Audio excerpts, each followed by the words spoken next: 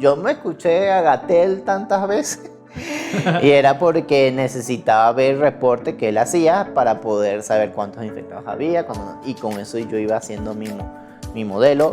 Sí, sí, bueno, por lo menos aquí en Latinoamérica, bueno, digo que en general casi en todos los países de Latinoamérica le dan las mismas teorías conspirativas.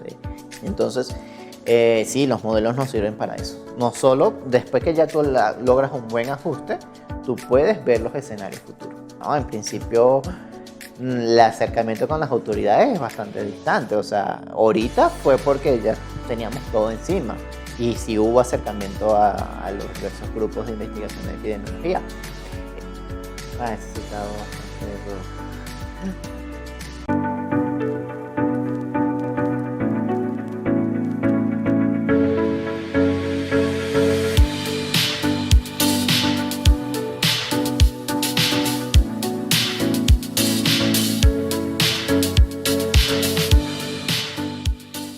Hola, bienvenidos a otro episodio de Recovecos de la Ciencia. Hoy tenemos un tema muy especial. Hoy vamos a hablar sobre modelos matemáticos aplicados a las pandemias. Y pues para esto tenemos un invitado muy especial. Pero antes de empezar, como siempre les recuerdo que nos pueden ver en YouTube, nos pueden seguir en Facebook, en Instagram o escucharnos en Spotify, como ustedes lo prefieran. Y pues bueno, antes de empezar, pues quiero agradecer a Yasmin porque está detrás de cámaras. Y pues bueno, vamos a comenzar con nuestro podcast. Y pues presento a Shadai Guerrero. Gracias por aceptar nuestra invitación, Shadai.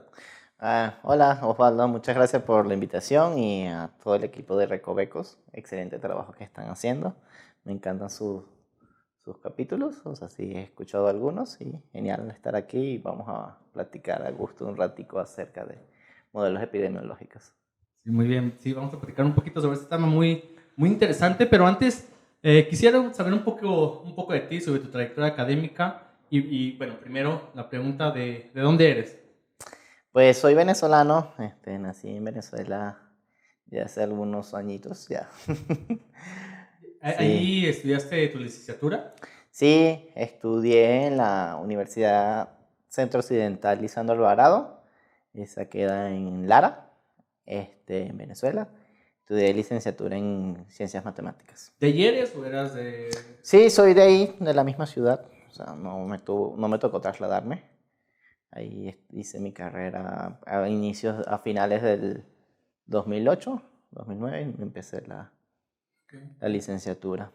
¿Y te recuerdas de qué fue tu tesis o cómo fue el método que te graduaste? Sí, fue por tesis. Sí, trabajé un poco aplicado ahí yo era el espécimen raro, porque hice mi tesis aplicada a física. Y bueno, en general ahí la carrera era muy matemática, ¿sí? Y sí, trabajé con funciones ortonormales y el átomo de hidrógeno, entonces sí, trabajé con las soluciones a la ecuación de Schrödinger y bueno, hice algo de eso. ¿Y tu maestría la hiciste fue cuando ya te viniste a México a hacer tu maestría o ahí? Aquí en México me vine acá a México, hice la maestría y justamente donde hice el doctorado también, aquí en la UNAM, en particular en el Centro de Ciencias Matemáticas del campus de Morelia. Ah, ok. Sí, ¿Y cómo sí. te diste cuenta? Siempre pregunto esto porque se me hace un dato curioso de cómo te diste cuenta que te podías venir a México a estudiar y me imagino que con beca, ¿no? Sí, pues bueno, ahí es un cuento un poquito largo, resumido, es más o menos así. Algún profesor me invitó, bueno, en alguna clase en la licenciatura me recomendó entrar a unas escuelas que se llamaban la EMALCA, ¿sí? Que hacen todos los años en diversos países. Y bueno, de esa forma entramos, bueno, nos registramos. Sin embargo, yo no vine, vino mi esposa y esa escuela fue aquí en el 2013, creo. Y bueno, nada, ella estuvo aquí un tiempo y bueno, le abrieron de las oportunidades de estudio. Y bueno, cuando fue la que me dio la información y bueno, ya cuando terminé la licenciatura, igual le escribí a la coordinadora y apliqué. Ah, ok, ok. Sí, O sí. sea, ¿ya conociste a tu esposa ya desde la licenciatura o cómo fue que... O sea, te avisó a ti que se registraron, pero tú le dijiste a tu esposa o ambos se dieron cuenta? Sí, bueno, cuando nos registramos la primera vez, pues fue así. O sea, a la escuela nos registramos a través de esta invitación que nos hizo el profe. Ella vino a la escuela. O la invitación fue a los dos, o sea, Sí. a los dos les dijo, regístrense a la escuela. Sí, sí, más o menos. Uh-huh. Fue la que se animó, bueno, pues, no la ven, pero aquí está, o sea, la esposa de Shaddai. Uh-huh. Entonces, fue como viniste aquí a México, pero ¿cómo fue? O sea, simplemente dijiste, bueno, pues vámonos, agarremos el primer avión, agarremos los ahorros y vámonos, o ¿cómo lo hiciste? O sea, primero aplicaste desde allá para Sí. entrar, o ¿cómo fue la aventura para llegar hasta aquí? No, fue desde allá. Bueno, justamente, bueno, ahí antes de entrar a la maestría, estuvimos así un poco de hacer también astronomía. Ajá, ok. Y es porque, bueno, allá en Venezuela hay el SIDA, que es el Centro de Astronomía. Y sí estuve haciendo unas pasantías de investigación, tuve como al menos año y medio, entonces estuve a punto de pasarme al lado oscuro, literalmente. Y bueno, ya después, bueno, también estuve hojeando las universidades fuera. Y bueno, precisamente como Diana ya había venido unos años antes y nos abrieron las oportunidades de estudio, bueno, apliqué y sí, hice el examen desde allá y la entrevista desde allá de Venezuela y ya. Sí, fue todo muy rápido. Ya después que tú haces el examen, apruebas, casi que, no, eso fue los primeros de diciembre. En enero tienes que estar aquí. Y bueno, entonces sí fue batallar bastante con los papeles, pero se logró llegar aquí en enero 2015. Enero de 2015. Sí. Oye, y entonces entraste a estudiar la maestría y ¿recuerdas de qué fue tu tesis en la maestría? Sí, en maestría trabajé también con modelos matemáticos, en particular más aplicado a poblaciones. Trabajé con un modelo de depredador-presa. En particular, este modelo le colocamos difusión, que aparte se podían mover en el espacio. Uh-huh. Y entonces la idea era buscar algunos patrones que se forman en estos modelos, que son patrones de Turing y soluciones ondas viajeras. Entonces ese era el objetivo, estudiar estos modelos y buscar ciertos patrones que se forman, las soluciones que forman unos patrones en estos modelos. Ah, okay. Pero, bueno, para la gente que nos ve y los que se están metiendo a estudiar, pues uno cuando entra a la maestría, pues no sabe qué tema estudiar, ¿no? O sea, ve diferentes clases y dice, me gusta este tema y todo. ¿Cómo fue que elegiste tú hacer tu tesis sobre ese tema? Pues ahí yo igual que como muchos, no sé si todos, pero yo también llegué un poco perdido, o sea, sí, o sea, la matemática también es un área bastante grande. Y sí, igual, vi muchos cursos básicos de diversas áreas de la matemática. Y bueno, nada, tuve un profesor en mi primer semestre que hacía en particular biomatemática y fui viendo varias clases con él y me fue gustando mucho más el tema. Todas las aplicaciones, bueno, porque es un área de la matemática que es fácil, bueno, es más aplicada. Y eso me llamó mucho la atención, todas sus aplicaciones, y por ahí fue que me fui enamorando y bueno, terminé haciendo el tesis con él. Ah, ok. Bueno, después en el doctorado, o sea, ¿no dudaste en seguir con el mismo tema? A veces, digo, porque a veces uno toma un tema en la maestría y pues le gusta a uno y sigue con ese mismo tema en el doctorado. ¿Tu caso fue así o alguna vez pensaste decir, mejor en el doctorado le cambio de tema? Pues de hecho yo sí cambié de tema, no tanto de área, porque sí entra más o menos en el mismo área de las aplicaciones de la matemática, en particular de modelos matemáticos, solo que ahora estoy trabajando con modelos aplicados a epidemias, ¿sí? A enfermedades. En este caso, bueno, coincidió que mi asesor cambió de adscripción y adicional ya ya estuve leyendo esto de modelos epidemiológicos y pues bueno, nada, por ahí fueron los primeros pasitos en cambiarme. O sea, cambiarme entre comillas porque bueno, sí me cambié de asesor, pero trabajo en la misma área de biomatemáticas, como quien dice, solo que ahora trabajo con modelos aplicados a epidemias. Ok. Sí, sí. ¿Y de qué fue tu tesis de doctorado? En el doctorado. O sea, me imagino que este tema, ¿no? Pero sí, específicamente, ¿cuál fue el objetivo? Sí, fíjate que trabajamos bueno, demostramos analíticamente la existencia de soluciones periódicas en un modelo epidemiológico y en particular este modelo tenía cuarentena. Entonces eso fue pre-COVID. Igual en mi tesis también mostramos algunos modelos aplicados al COVID. Pero bueno, el tema central era eso, un modelo epidemiológico y probar la existencia de soluciones periódicas en dicho modelo. Que eso nos habla de que hay enfermedades que son recurrentes. O sea, una solución periódica se traduce como una enfermedad que es recurrente, que cada cierto tiempo vuelve a aparecer. Sí, claro, porque ahora con el tema del COVID, todo esto de los modelos epidemiológicos se volvió como muy popular, ¿no? Pero estos modelos ya existen, yo creo que desde antes, obviamente, de este boom que se dio por el COVID. Sí, claro, por supuesto. Fíjate que el primer modelo así más o menos que se data, podemos hablar de 1800, ¿sí? que se presenta el primer modelo. Y estos modelos que se parecen más a los que uno usa en los del COVID, fue propuesto en 1945 por Kendall y McKendry. Propusieron un modelo que servía para modelar algunas enfermedades infecciosas. Okay. Sí. Bueno, ahorita vamos a hablar sobre eso. Sí. A profundidad, perdón. Y bueno, pues ahorita, ¿qué te encuentras haciendo? O sea, en cuestión de la parte académica, ¿te encuentras en un postdoc? ¿Apenas entras en un postdoc? ¿O ya agarraste plaza? ¿Cómo es? Actualmente, estoy trabajando en un postdoc que oficialmente estuve trabajando desde marzo en un proyecto nuevo, pero bueno, es un poco un tema bastante nuevo, pero también relacionado en las aplicaciones de la biología matemática. ¿Sí? Okay. ¿En general o estás buscando algo en específico? En particular, lo que estoy trabajando son en análisis topológico de datos aplicados a genoma, a la biología del gen humano. Entonces, sí estoy trabajando con cositas de esas. Ok. Muy bien, perfecto. Pues bueno, vamos a entrar a nuestro tema, a estos modelos matemáticos aplicados a las pandemias.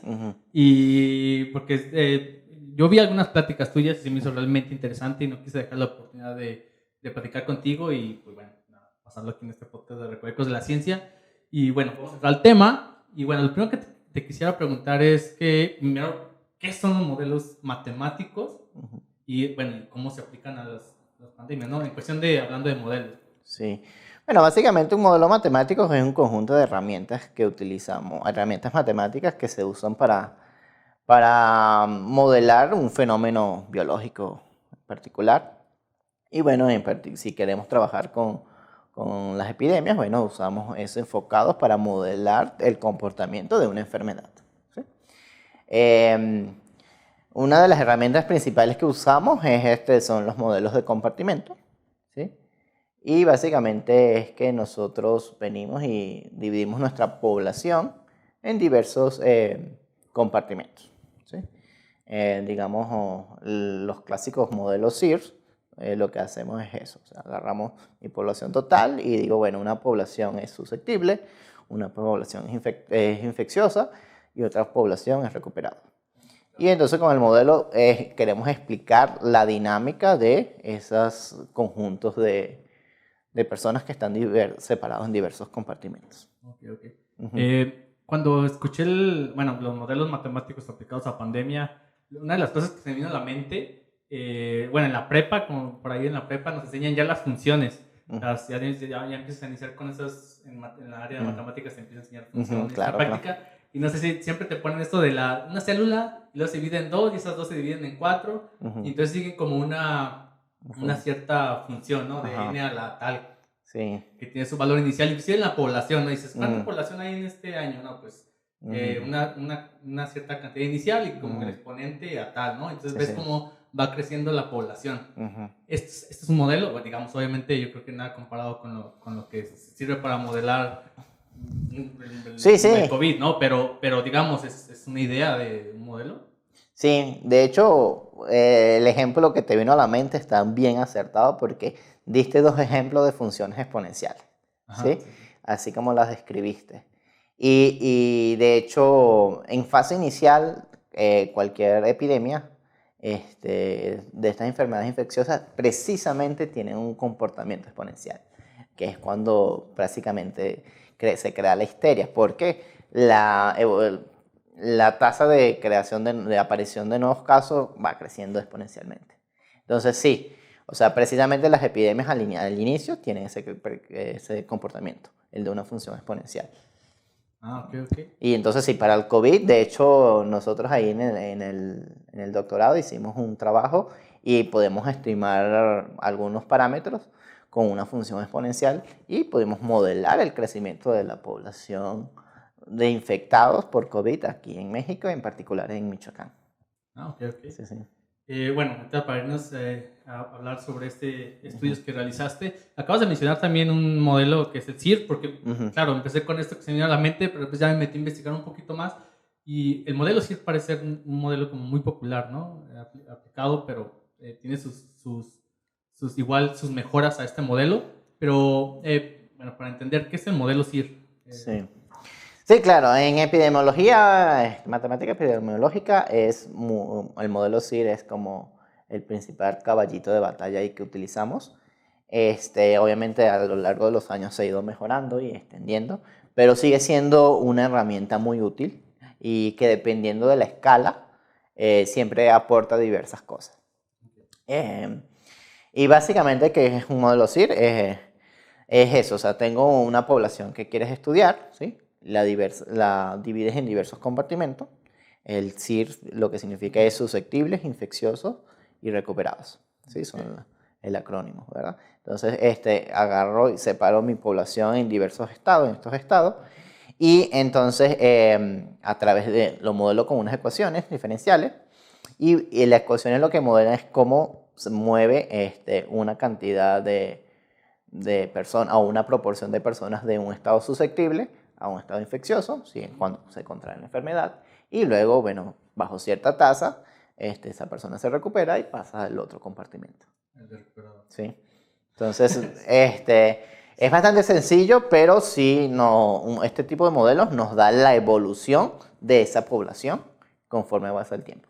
Y bueno, porque me pareció, me dio un poquito, me acordé de que había algunas notas, ¿no? Que a los muertos también los toman como recuperados, ¿verdad? Aunque hayan muerto, ya los toman como parte. En este compartimento de recuperados son como bien, o se recuperaron de la enfermedad y siguen vivos por ahí, y si murieron también los toman como recuperados, ¿verdad? Eso sí, o sea, sí y no. La respuesta es sí y no. Okay. Bueno, es dependiendo, o sea, dependiendo qué tan específico quieras hacer tu modelo, ¿sí?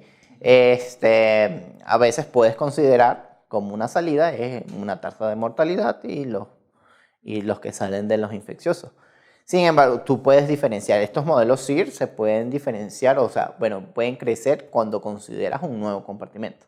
Entonces tú puedes agregarle más compartimentos y puedes considerar los muertos dentro de los recuperados o no. Ventajas, bueno, tú puedes ser más específico con los modelos, sí. Desventajas que, bueno, estimar los parámetros no siempre es fácil. O bueno, tiene más costos.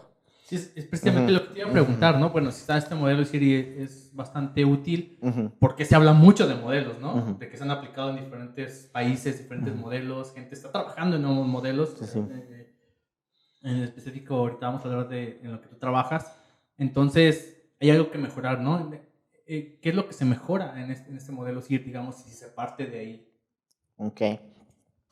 Bueno, hay muchas cosas que podemos atacarle, pero bueno, básicamente a veces importa el enfoque o qué es lo que tú quieres estudiar. Ponte, el modelo CIR, a pesar que es bastante sencillo, te puede dar un panorama, ¿sí?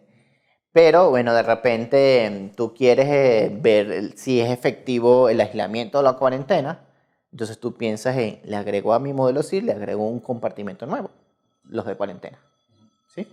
Entonces ya yo tendría un modelo SIQR. ¿Sí? O sea, entonces ese modelo,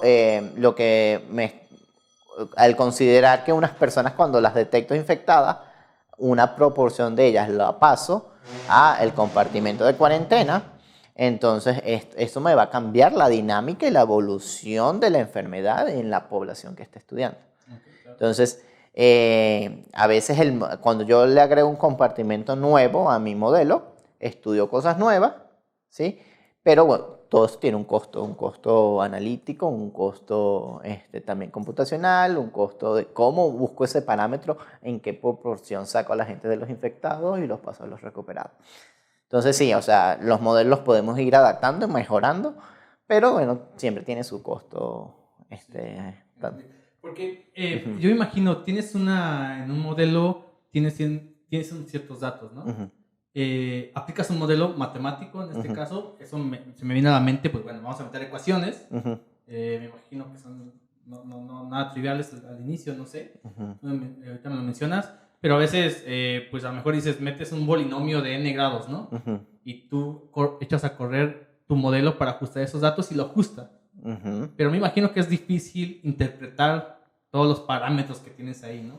Exactamente. En este caso, ¿qué es, o sea, por qué no es tan simple así, sino que cuál es la herramienta matemática que tú usas en el modelo para poder ajustar los datos de una epidemia, por ejemplo?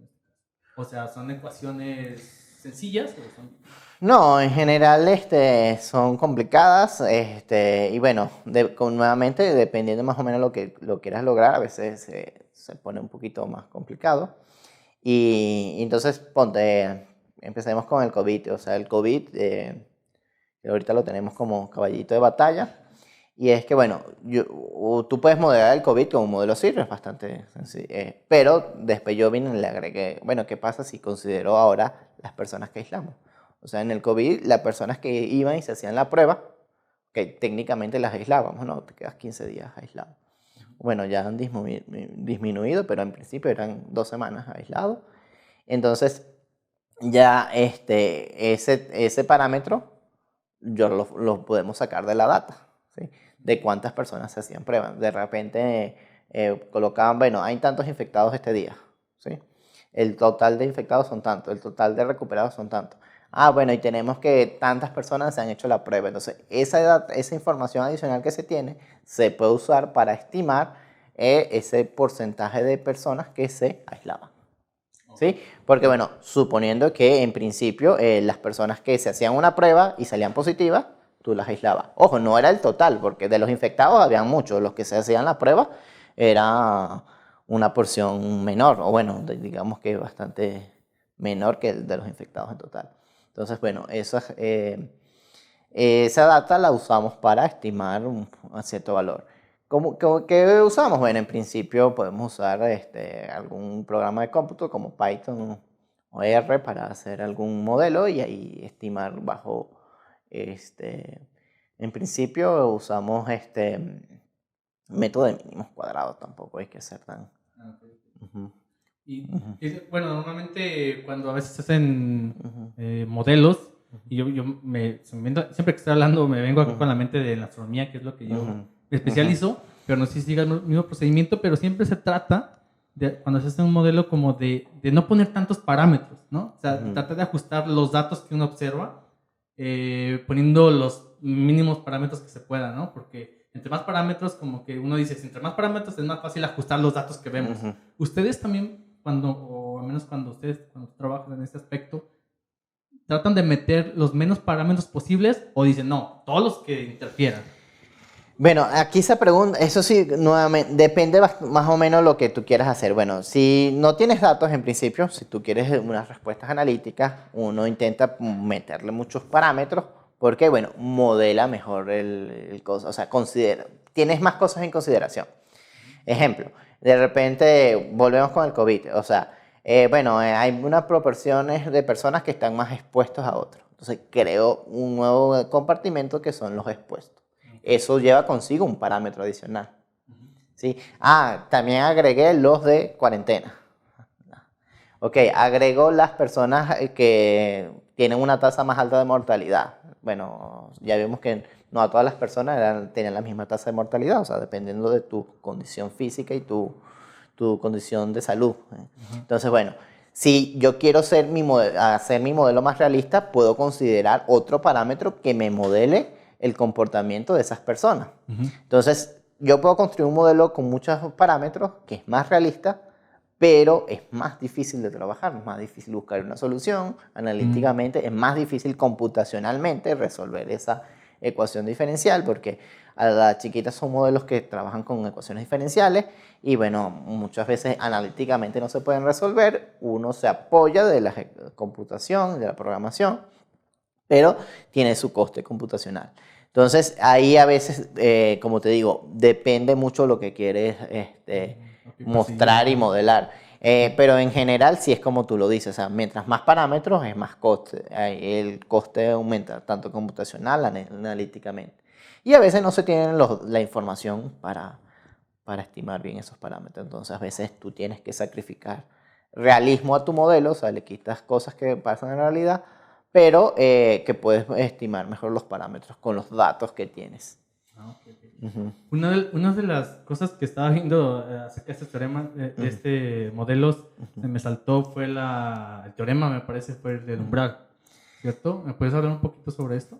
Sí, bueno, el teorema del umbral en los modelos de compartimentales, de hecho en los modelos CIR es súper importante, igual fue introducido a mediados del siglo XX, por el 1940 y algo, y básicamente nos define un valor, que es el término R0, que también es bastante sonado ahora, y el R0 básicamente lo que nos dice es cuántas personas puede infectar o sea, en un día una persona que ya está infectada. O sea, yo cuando tengo la enfermedad, ¿a cuántas personas puedo infectar yo? Entonces, ¿por qué es súper importante este parámetro o este valor? Es porque en este tipo de modelos, en general lo que uno tiene es que si este R0 es mayor que 1, lo que va a producir la enfermedad es un brote serio. O sea, es que si se va a expandir, va a enfermar a tantas personas y va a ser algo importante. Si este R0 es menor que 1, entonces no produce un brote serio, sino es que contagia a unas cuantas personas y luego de un periodo corto de tiempo desaparece la enfermedad. Entonces, por eso es súper importante conocer el R0 de las enfermedades infecciosas, porque nos dan una estimación más o menos de el alcance que puede tener en las poblaciones. Y se me viene a la mente, esto, haces tu modelo así que matemático, pero ahorita que mencionas lo de R0, de qué nivel de infeccioso es y toda esta parte, me imagino que debes de tener un conocimiento o una colaboración con otras áreas, ¿no? De la ciencia, la biología o algo así o cómo se obtienen estos datos para estimar R0. Por supuesto, estos trabajos son interdisciplinarios, así. O sea, de repente la parte matemática es construir el modelo, pero también puede estar la parte de ajustar los parámetros con los valores correctos a los modelos, que entra la parte computacional allí. Y la obtención de los datos original de repente puede venir, depende de tu aplicación, puede ir de los biólogos o puede venir directamente de los centros de salud, que son los que nos pueden recargar la información adecuada para obtener los parámetros adecuados. Sí, me imagino también esto tendrá mucho que ver ya con la población que estás estudiando, ¿no? Que tú estudiaste en particular Michoacán, que ahorita hablamos sobre esto, pero me imagino, sí, es que se me viene a la mente que sí, también incluye esto de estimar el R0, así que no creo que sea nada fácil, ¿no? Porque me imagino que influye mucho la población que estudias también, ¿no? Sí, en las epidemias, pues bueno, a pesar que sea la misma enfermedad, puede tener un comportamiento diferente en diversos estados, países, ciudades. De hecho, en México ocurrió totalmente, o sea, México tenía un comportamiento, digamos, global del país, bueno, nacional, pero en los estados no era exactamente igual, no todos los estados tenían el mismo comportamiento de México. O sea, aquí hubo varios brotes epidemiológicos del COVID y estaban desfasados.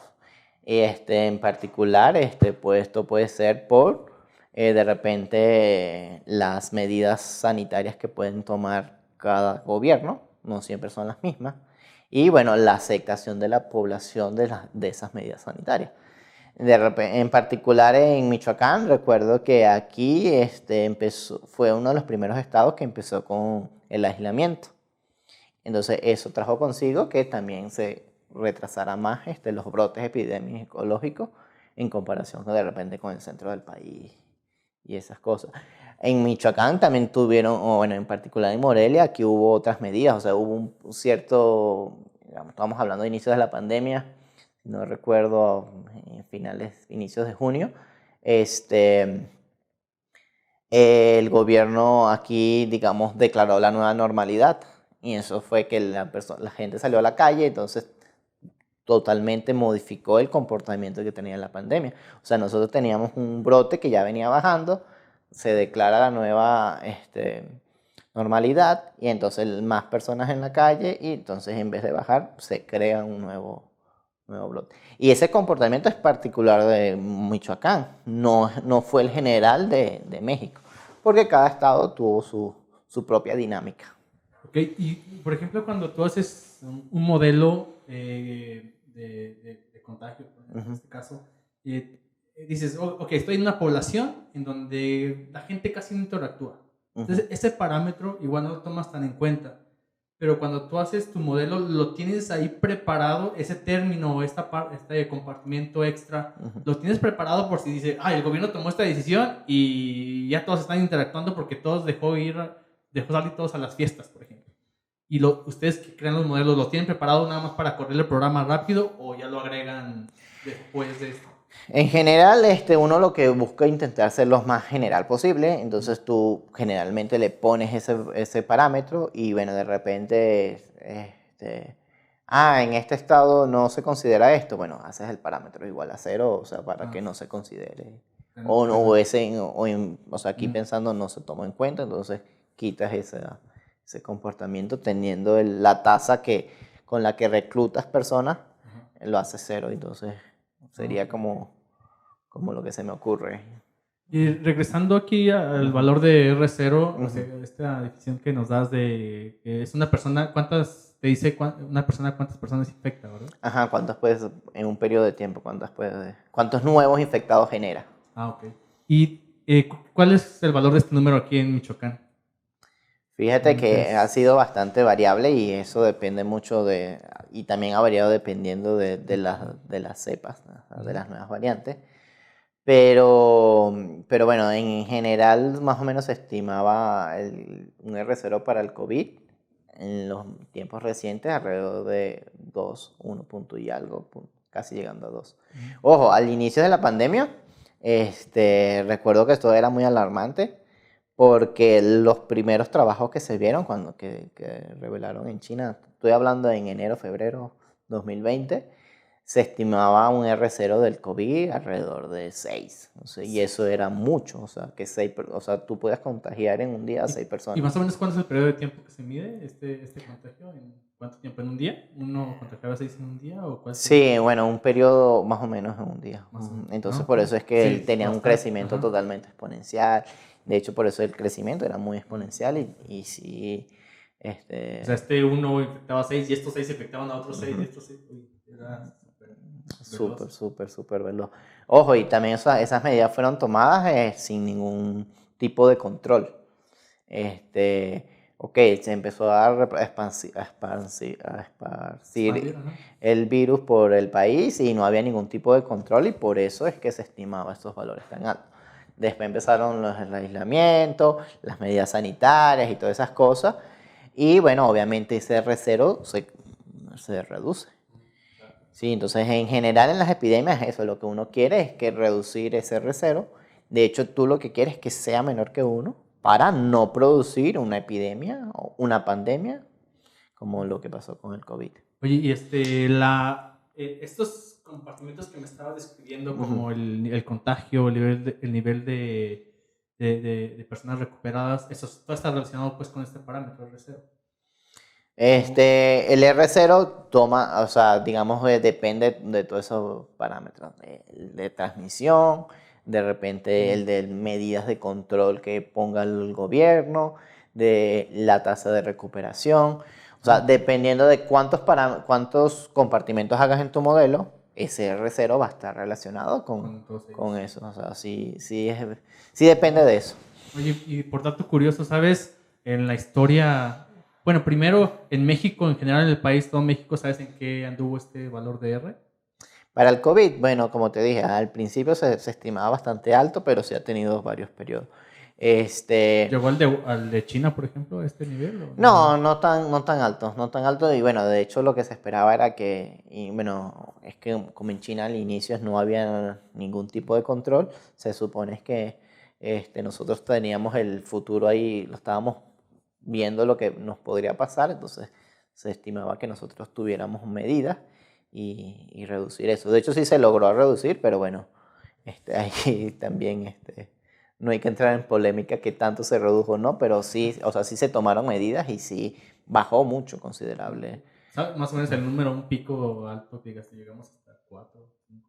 No llegamos a tanto así como eso, o sea, según yo, más o menos los que se estimaron alrededor de 2 puntos y algo. Claro, también eran ya más realistas con los datos. Ojo, los mismos receros que se calcularon en China no se podían usar aquí, porque depende mucho no solo de las medidas que aplique el gobierno, sino de qué tan de repente, o sea, qué tan educada sea la gente, en que, bueno, se transmite por contacto, bueno, me lavo las manos apenas toque a alguien, o sea, Claro. todos esos pequeños detalles afectaban Sí. la Mira. transmisibilidad, porque es un virus que depende altamente de la Oye, yo transmisibilidad. me imagino que, o sea, yo creo que nosotros, o toda Latinoamérica, estamos acostumbrados no, pero a saludarte de la mano Ujú, o otras partes en otros países, ¿no? De beso y todo ese tipo de costumbres que ujú, tienen los países, pues también influye, me imagino, que no me ujú. imagino que si te vas a un país europeo donde son más aislados, un lugar Sí, donde hace mucho frío, que ni salen de sus casas, ¿no? Y aquí nada más nos dicen algo y nos vamos de fiesta, pues yo creo sí. que ahí nos afecta muchísimo. Sí, seguramente todo eso afectó. De hecho, cuando hay diversos brotes, ¿verdad? Que estuvieron viendo del COVID, tú puedes colocar ahí internet y ves el de Australia y entonces tú puedes ver que el pico de Australia fue muy bajo. Ojo, y ellos estaban mucho más cerca del COVID que nosotros. O sea, aquí tardó más en llegar en Latinoamérica. Pero digamos que entre las cosas que estuve leyendo es que sí, o sea, ellos se saludaban, pero, o sea, primero, desde el día uno, hay COVID, hay que tener cuidado porque se transmite cada vez que alguien tose. Bueno, Ujú. cubrebocas O sea, y me es, estás diciendo que no estaban con que les iban a poner un chip y no, esas cosas y que era algo del gobierno para controlarlos. Ok. sí, sí, bueno, por lo menos aquí en Latinoamérica, bueno, digo que en general casi en todos los países de Latinoamérica le dan las mismas teorías conspirativas de que bueno, que no querían vacunarse. Bueno, antes de vacunarse no querían ponerse el cubreboca, no querían el Que no era gel que me cierto. baña Ajá. y que no era cierto. Y entonces todas esas medidas hicieron que el COVID se expandiera hasta que, bueno, cuando ya había una masa grande de enfermos, cuando ya la enfermedad tocó a la puerta tuya o la de tu vecino, mucha gente empezó a creer. Entonces, digamos que tardaron mucho en reaccionar, entonces pudo haber sido más peligroso que en algunos países donde fueron más serios o, bueno, la gente tomó más a tiempo las medidas que les indicaron. Claro. Oye, en este valor de cero, me dices que más o menos en México a lo mejor alcanzó un valor de 2, Ujú. por ahí un 2. ¿En Latinoamérica hablamos más o menos del mismo número? Sí, sí, más o menos eso. Recuerda que independientemente ya había una cantidad de personas que obviamente este comportamiento no es de todos, o sea, mucha gente sí se preparó, sí escuchó las noticias, sí acataba medidas, y entonces totalmente eso eh, eh, modificó el comportamiento de las epidemias. Ojo, recuerdo en un caso de Brasil que al inicio el presidente no creía Ni tampoco, usaba y tampoco. entonces tú veías que el pico de Brasil en 3 semanas, ojo, también es un país grande, pero México también es un país grande, o sea, Brasil tiene como 200.000, creo, 200 millones de habitantes, y aquí hay 140, no sé. Ajá, más o menos. Pero no, el pico de Brasil fue mucho más acelerado que el de México. Sí. Ojo, también el punto de Latinoamérica es que hay mucho comercio informal, entonces obviamente hay más gente en la calle y todas esas cosas hace que se prolifere más el COVID, o sea, y, pero sí y afectó por lo menos en Brasil, que recuerdo que Entonces, al inicio ahí no sí, toman medidas, o ahí sea, llegarían como a un 3 en ese momento, por ahí, o 4. posiblemente hasta más, o sea, y los picos son mucho más grandes. Ojo, ahorita con la vacuna obviamente todo cambia, ¿sí? Obviamente cuando tú metes vacuna puedes agregar un nuevo compartimiento y meter todas estas cosas. Y bueno, el objetivo de la vacuna es que los síntomas sean leves y eso se ha logrado, claramente. O sea que, recuerda, el problema de estas enfermedades es que los sistemas de salud no están preparados para atender a mucha gente. Ese es el gran problema. Y entonces, y por eso ha sido tan mortal el COVID. El COVID ha sido muy mortal es porque mucha gente enferma al mismo tiempo, no hay cómo tratarlo y obviamente es un problema. Entonces, si tú haces que con las vacunas, que las enfermedades, los síntomas sean más leves, por lo tanto la cantidad de personas que necesitan atención médica es mucho menor, entonces tu sistema de salud los puede controlar. A los que puede atender, bueno, tengo capacidad. Y así es que se ha ido, primero que nada, disminuyendo la tasa de mortalidad drásticamente. Uh-huh. Oye, platícame un poquito sobre tu modelo. Uh-huh. Eso es, el modelo que tú implementas, ¿en qué se diferente a los demás? ¿O simplemente es enfocado en la población que estás estudiando? Ok, por lo menos en el doctorado, donde el modelo, lo particular que tenía el modelo que trabajamos, primero, consideramos dos cosas. Es un modelo que tenía un compartimento de cuarentena, ¿sí? O aislamiento. Y bueno, nada, mostramos el efecto que tiene el aislamiento. O sea, numéricamente, sin datos. Primero, numéricamente se muestra que si le agrego un compartimento de aislamiento, la cantidad de infectados en una epidemia baja drásticamente. O sea, es importantísimo. Es importantísimo. De hecho, nosotros hicimos un trabajo con la Secretaría de Salud a inicios de epidemia. O sea, la Secretaría de Salud de Michoacán se acercó a la universidad y bueno, y a los que estábamos trabajando en esa área entonces. Y entre las cosas que hicimos, una de las cosas de eso fue crear un modelo, ¿sí? Con una aplicación que te metes por internet y todo, donde al inicio no teníamos datos porque estaba iniciando la pandemia, pero tú tenías tu modelo, cuántos infectados ibas a tener y tenías el porcentaje de la persona que se aislaba.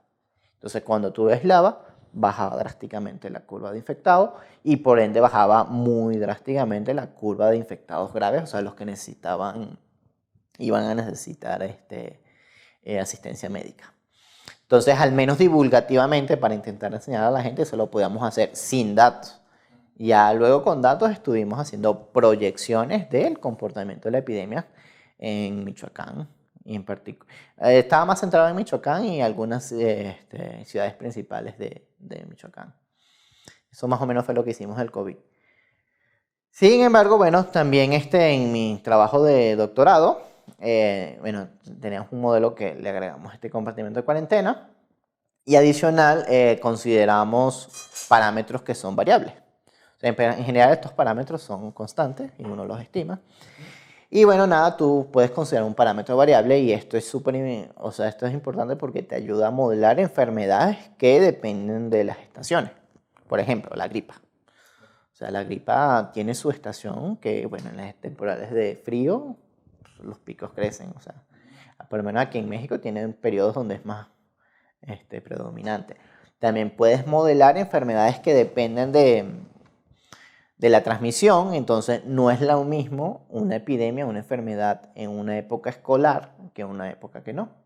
Porque en una época escolar, bueno, es donde se transmite más fácil y que en vacaciones, donde los centros escolares, universidades están cerrados y entonces hay menos transmisibilidad.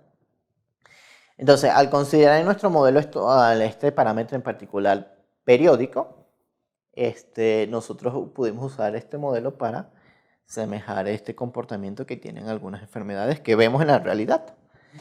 Y bueno, en particular lo hicimos con una enfermedad del virus sincicial respiratorio, ¿sí? Que es un virus que ataca principalmente a los infantes y a adultos mayores y bueno, es más presente en estas épocas de frío.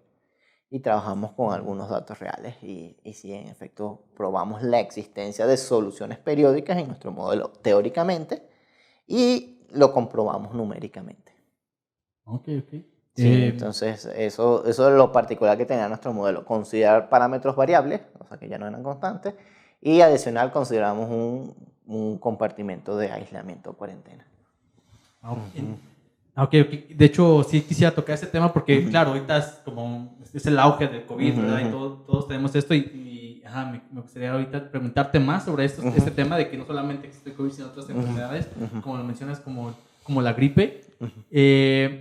Pero antes de meterme de lleno en esto, me gustaría preguntarte, los modelos dependen de algunas cosas que he visto, si no me corriges, por favor, de que ahí tratas de ajustar estos datos que dan para ver que tu modelo esté funcionando, ¿no? Que estás reproduciendo los datos que estás viendo, pero sobre todo creo que una de las cosas importantes es la predicción, ¿no? Claro. O sea, ¿qué va a pasar al futuro? O sea, mi modelo modela muy bien estos datos que yo estoy viendo, los datos que estoy recuperando, pero también quisiera predecir qué va a pasar para ver qué medidas tomar, ¿no? Sí.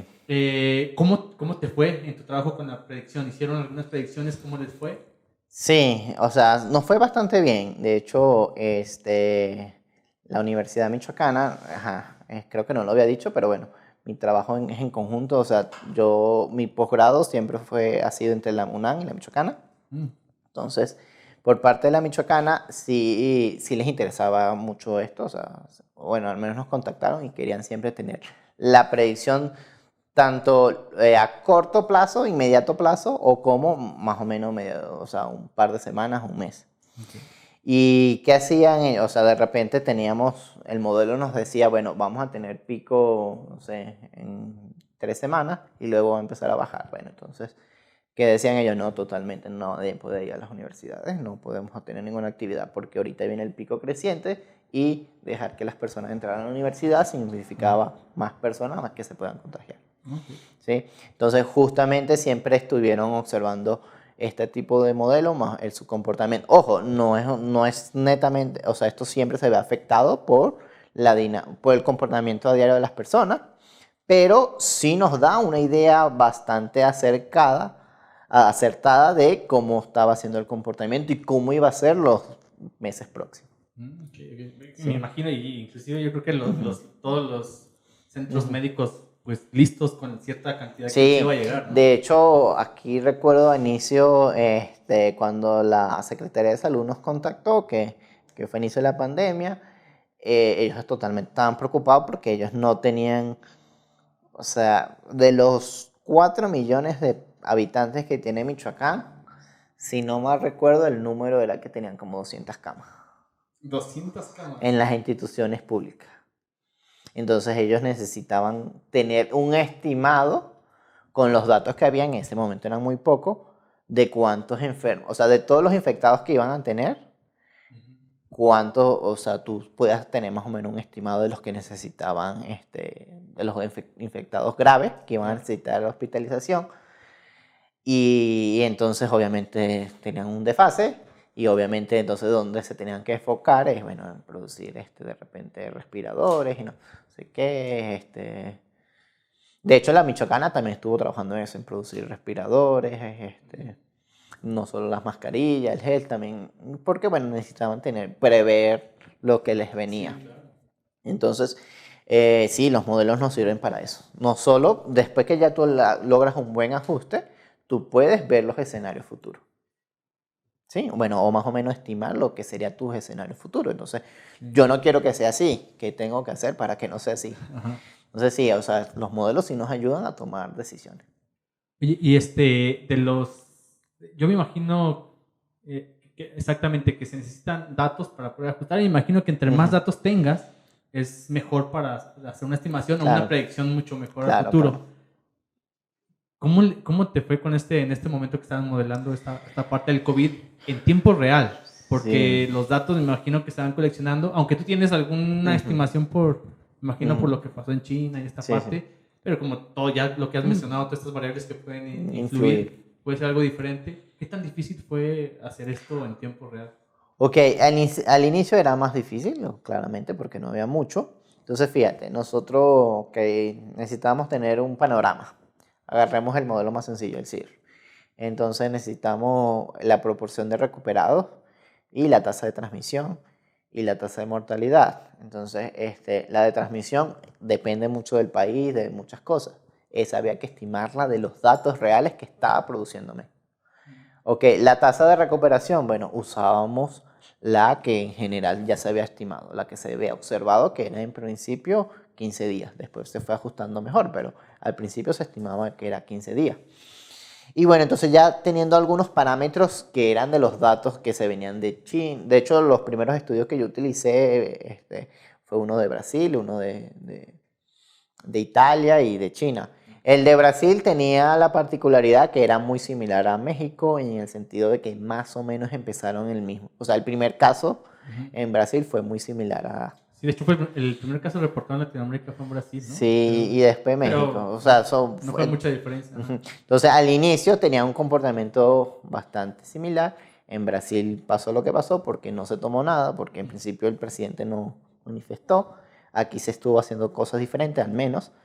Y por eso tuvieron escenarios diferentes. Pero, entonces, bueno, usamos datos de estudios previos que ya se sabían y en México se fue usando la data que soltaba. ¿Sí? Después el gobierno sí hizo algo bueno, que era que creó estos datos abiertos, ¿sí? Entonces creó un repositorio abierto del COVID y donde subían diariamente, o sea, cuántas personas infectadas, cuántos contagiados por estado, por país, cuántos estuvieron. Y lo fueron ampliando. Entonces eso nos ayudó mucho a nuestro modelado. Ah, mira, yo pensé que este era nada para hacer un reporte y ya, o sea, sí fue bastante importante. O sea, ustedes toman esos valores. Sí, claro, por supuesto. O sea, eso que, de hecho, las primeras veces, como te digo, o sea, yo me escuché a Gatell tantas veces y era porque necesitaba ver el reporte que él hacía para poder saber cuántos infectados había, y con eso yo iba haciendo mi modelo y bueno, mi ajuste lo fui haciendo a diario. O sea, yo tenía con los datos previos que tenía, este es mi curva. Dice que al día siguiente iba a tener tanto. Y como al principio era exponencial, sí le íbamos acertando bastante bien. Y en aspecto de estos datos a veces, ¿no? Digo, porque a veces cruza por la mente estas muertes o lo que hubo, están mintiendo, los números son más bajos. Esto, al momento de que haces una predicción, dices, ¿toman los valores como es o también te surge este tipo de incertidumbre en el decir, probablemente no se estén dando los datos reales? No digo que lo sea, ¿no? Digo, pero no sé si pase eso en el momento de modelar. No, pues igual si tu modelo tiene un comportamiento... Muy diferente, algo está mal. Sí, algo está mal. También en cada país era diferente, por lo menos qué pasaba. Te pongo un escenario, lo que yo inferí es que en México era muy costoso hacer una prueba. Entonces eso totalmente sesgaba nuestra tasa de mortalidad, ¿sí? Por alguna razón aquí en México la tasa de mortalidad era demasiado alta en comparación con otros países, ¿sí? Y una de las razones posibles es que la gente se enfermaba, pero no se iba a hacer una prueba. Entonces esa persona que tenía COVID no aparecía registrada en los datos por ningún lado. Claro. Las personas que se registraban, o sea, que uno podía detectar porque se iban y se hacían una prueba, eran muy pocas y entonces después las que, en comparación con todos los que se hicieron la prueba y los que fallecían, entonces por eso es que en cierta manera aquí en México era tan alta.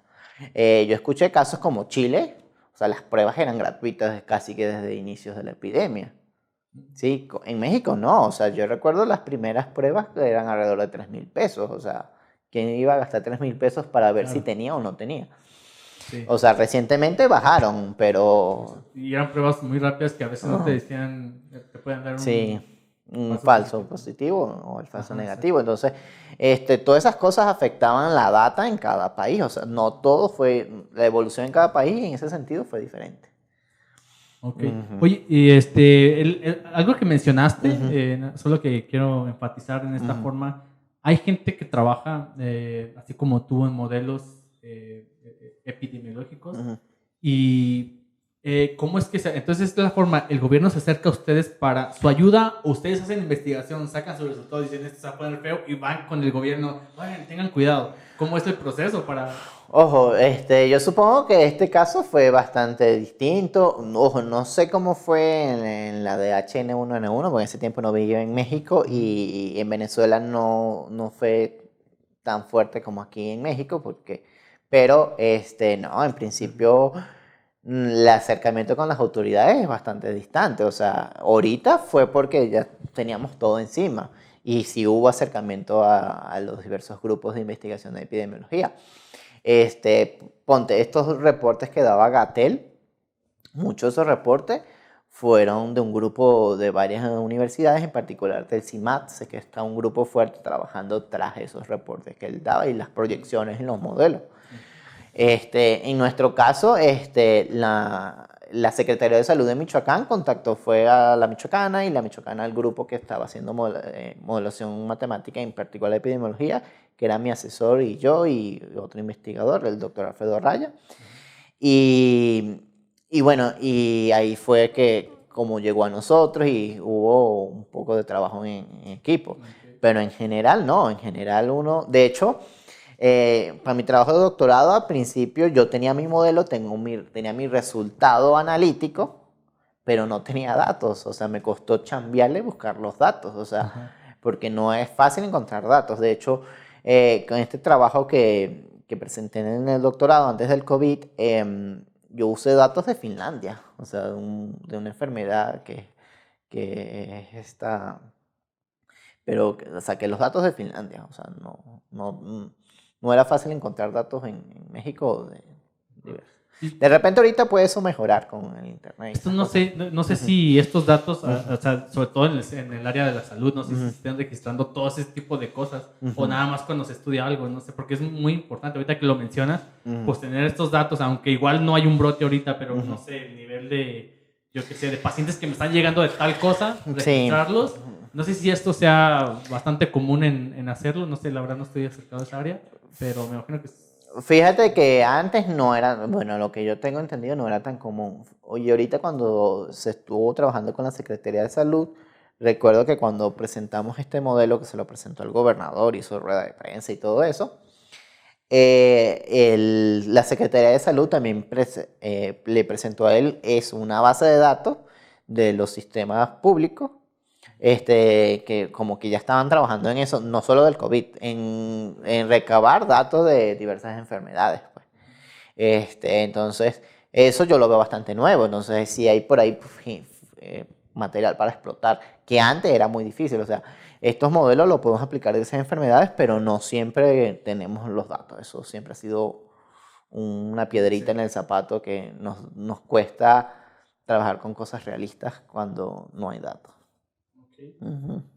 Oye, para terminar esta sección, estas preguntas, y ya nos estamos acercando a la parte final del podcast, que es muy interesante que está poniendo la plática. Pero entonces, según los modelos o lo que tú has o lo que tienes entendido, ¿me podrías decir como 3 pasos básicos de las pandemias que hay que hacer cuando hay una infección? O sea, ahorita mencionaste que la cuarentena no es muy fundamental, pero ¿qué más se podría tener en cuenta? Ok, en general con una enfermedad antes que se vuelva epidemia, tú lo que necesitas, una cosa es estimar el R0. ¿Por qué tú quieres saber el R0? Porque vas a saber si esa enfermedad se va a mantener en tu población. ¿Sí? Yo creo que es lo que tú quieres siempre estimar. Ok, y otra cosa que luego que queremos hacer, ¿cómo hacemos para bajar este R0? Una de las cosas son las medidas de control de aislamiento, que digamos que las medidas de control de aislamiento son las número 1. Porque al inicio de una enfermedad, un brote epidémico como el COVID, no teníamos nada para infectar el COVID. Primero, no sabíamos nada de la enfermedad. Lo único que sabíamos es que era muy infecciosa. No sabíamos cómo tratarla.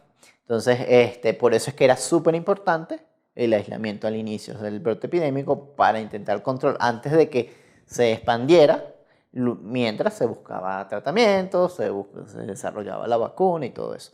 Entonces es lo que yo pensaría. Si es una enfermedad que ya es conocida, bueno, nada, tienes un brote epidémico, tú quieres combatirlo. Como ya tienes con qué combatirlo, bueno, con campañas de vacunación o pones módulos en ciertas zonas. ¿Qué haces eso? Te disminuye tu R0. Cuando tú disminuyes el R0, no te produce un brote serio.